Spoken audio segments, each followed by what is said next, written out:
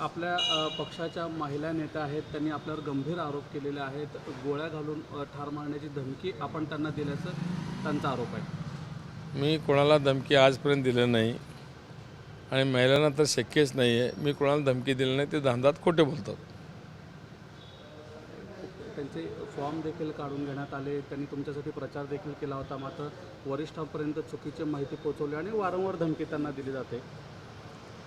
कोणाकडनं धमकी दिली जाते? आरोप केले त्यांनी. मग मी काय समोर धमकी दिली का त्यांना? धमकी कोणाला म्हणते? मी तुम्हाला असं धरून गच्ची धरून असं करेन त्याला धमकी म्हणतात ना. त्यांनी माझ्याकडे आलेच नाहीत, भेटलेच नाहीत, मी कसं काय धमकी देणार त्यांना? आणि ते महिला आहेत, ते आमच्या पार्टीचे आहेत. आमच्या पार्टीचे अगदी मोठं आंतरराष्ट्रीय नेते आहेत. त्यांच्यामुळे त्यांनी मला प्रवेश द्यायला लावले आहेत. ते आंतरराष्ट्रीय नेते असल्यामुळे शिंदेसाहेबांना सांगितले, आमचे मुख्य नेते. आता एवढं मोठं नेते सांगितलं, शिंदेसाहेब कसं नाकारतील? म्हणून शिंदेसाहेबांनी मला प्रवेश दिला. एवढं सगळं असताना मी कसं धमकी देणार हो? कुठं तर बोरामणी गटातून जर त्यांना तिकीट दिलं तर तुम्ही पूर्ण जिल्हा परिषद जबाबदारी सोडणार असं देखील वरिष्ठांना कळवलेलं आहे. मी तसं म्हणलं नाही. मी म्हणलं तुम्ही एकाला कोणाला तरी जबाबदारी द्या. सगळे मतदारसंघातले जे जबाबदारी घेतील त्यांच्याबरोबर शिवसैनिक म्हणून काम करायला तयार म्हणून मी सांगितलं आहे. महिला काय असतं, रणरागिणी काय असतं हे आम्ही दाखवून देऊ असं देखील त्यांनी चॅलेंज केलं. महिला काय असते, रणरागिणी काय दाखवून काय दाखवायचं दाखवू दे की. आम्ही कोण नको म्हणले हो? बरोबर की नाही? काही जिल्हा परिषद आणि पंचायत समितीचे AB फॉर्म हे अनिता माळगे यांच्याकडे दिले होते, आपल्या महिला पदाधिकारी. त्यांच्याकडून आपण वरिष्ठांना चुकीची माहिती देऊन ते काढून घेण्यात आले असा आरोप त्यांचा आहे. मुळात अनिताताई ह्या माझ्या बहिणी समान आहेत. मुळात त्यांना पक्षामध्ये येत असताना संपर्क प्रमुखाची जबाबदारीसुद्धा मी हट्ट करून त्यांना दिलेली आहे. इव्हन त्यांच्यावर जबाबदारी देण्यापूर्वी देखील मी त्यांचे प्रत्येक कार्यक्रम जे त्या ठिकाणी त्यांचे वैयक्तिक कार्यक्रम होते ते सुद्धा मी अटेंड केलेले आहेत प्रमुख पाहुणा म्हणून. मला त्यांच्याबद्दल नितांत आदर आणि श्रद्धा आहे.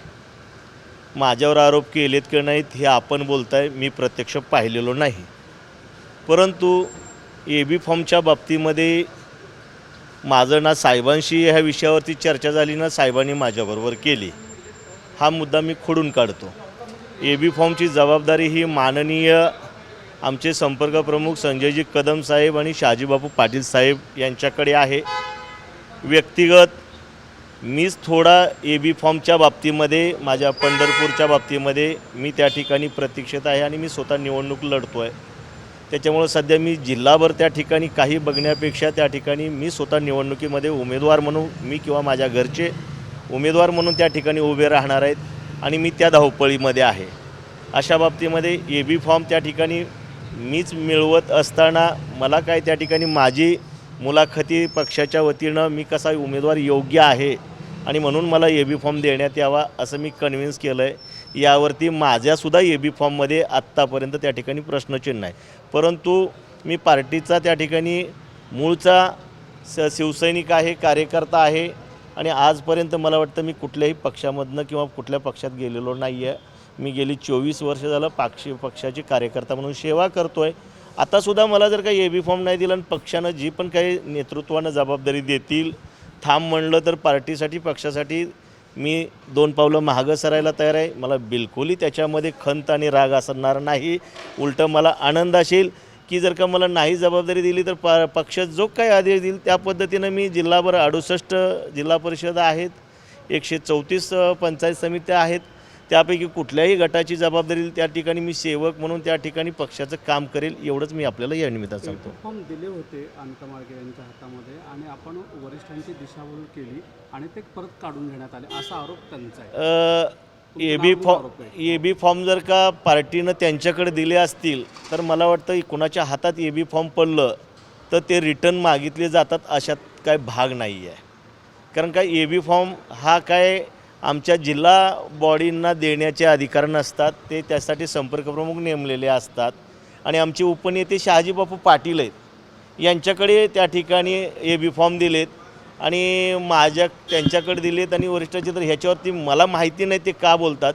परंतु आपण आमच्या संपर्कप्रमाणे शहाजीबाबू पाटील साहेबांनाच याचा विस्तृतपणे त्या ठिकाणी आपण बोललं पाहिजे, विचारलं पाहिजे. तर माझ्याकडे तर या प्रश्नाचं उत्तर नाही, त्यांच्याकडेच आपल्याला उत्तर मिळू शकेल. आणि जर का त्यांच्या म्हणण्यातसुद्धा जर का त्या ठिकाणी AB फॉर्म देण्यामध्ये मी वरिष्ठांची दिशाभूल केली असेल तर ते सांगतील त्यांच्यामध्ये. आणि जर का तसं असेल आणि जर का वरिष्ठ म्हणले तर नक्कीच मी त्या ठिकाणी त्यांचा आरोप मान्य करेल आणि त्या ठिकाणी ते म्हणतील ते पनिशमेंट मी घ्यायला तयार आहे. ते का असं बोललेत, कशामुळं बोललेत मला माहिती नाही, परंतु ते कुणाबरोबर त्यांनी बोलावं, त्यांनी कुणाबरोबर ती हितसंबंध ठेवावं याची मला त्या ठिकाणी कधीही असूया नाही किंवा काय नाही. परंतु मला काय वाटतं की व्यक्तिगत संबंध वेगळे आणि पाक्षिक संबंध वेगळे. आता तुमचेही कुठे तुम्ही अक्कलकोटमध्ये, मी पंढरपूरमध्ये, तुमचे तिथं 4 लोक तुमच्याबरोबर ती नसतील, तुमच्या विचारधारेबरोबर नसतील, तर त्या ठिकाणी आम्ही शक्यतो त्या ठिकाणी त्यांच्याशी बोलणं टाळतो. पण पक्षांतर्गत जर का त्या ठिकाणी आपले काही मतभेद असले तर आम्ही त्यांच्याशी बोलणं कसं टाळावं. आपण देखील आमच्या काही लोकांना, आमचं ज्यांचं राजकीय परस्पर विरोध आहे अशा लोकांशी आपण संबंध ठेवतो तर आम्ही कधी आम्हाला त्या ठिकाणी वाईट वाटत नाही आहे. परंतु जर का मी तुम्हाला न आवडणाऱ्या लोकांच्या बरोबर ती संबंध ठेवून जर का त्या ठिकाणी वाईट वाटत असेल, अशातून त्या उद्विग्नातून जर का त्यांचं स्टेटमेंट असेल तर नक्की मला वाटतं त्यांनाच ते त्या ठिकाणी अधिक विचारावं. आणि अशाच फ्रस्ट्रेशनमधून त्यांचं उत्तर. आणि ते माझ्यासाठी काली बहीणच राहिलेले आहेत, आजही बहीण आहे. मला किंचितही त्यांच्याबद्दल मी आजपर्यंत एक वाईट शब्द काढलेला नाही आहे. आणि महिलांच्या बाबतीमध्ये माझ्याबद्दल त्या ठिकाणी अनेक माझ्या भगिनी पक्षामध्ये काम करत आहेत. मी कधीही अनुद्गार काढत नाही आहे आणि काढणार पण नाही आहे. मला नितांत आलं. सोलापूरच्या दौऱ्यावर गेल्या 3 तासांपासून बैठका आणि मिटिंग आहे सुरू आहेत. काय नेमकं चर्चेला जात आहे, कशा पद्धतीनं शिवसेना जिल्ह्यात लढणार आहे? शिवसेना नक्कीच या निवडणुकीला सामोरं जाते आहे.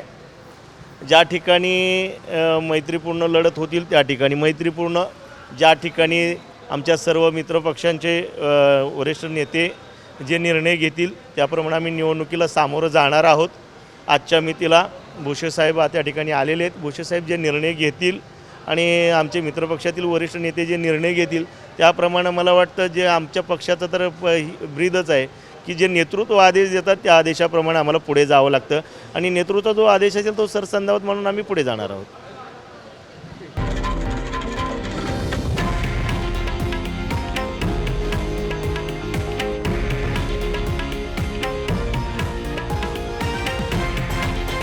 हे आहे देशातील नंबर 1 न्यूज नेटवर्क आणि आपण पाहत आहात TV9 मराठी, एकमेव.